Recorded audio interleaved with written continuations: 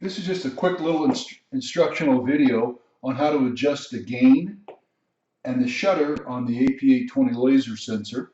And so once you've got the laser up and working, and here you can see the laser line going over these several of these rocks,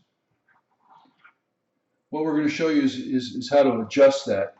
And so typically you would go into options and click options again over here. And we've got it on automatic gain control. And so if you unclick that, let's show you again.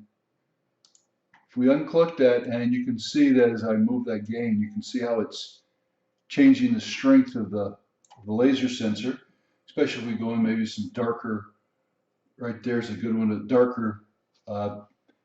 darker stone there, and as we change some of the gain, that should help it.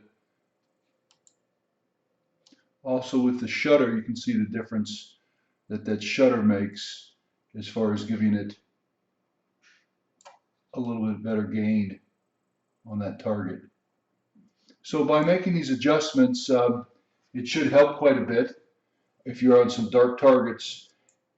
In most cases, though, the automatic gain control and automatic shutter time control should do a very good job.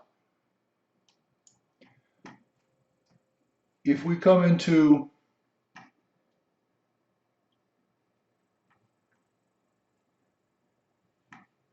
a new feature, let's go ahead and take a look at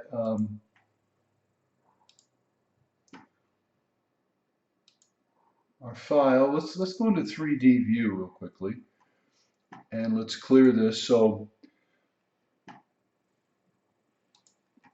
what we're going to do is show you how to also be able to save this information. So as you scan across your target and you're collecting these 3D points, you can see we're getting a really good image of these stones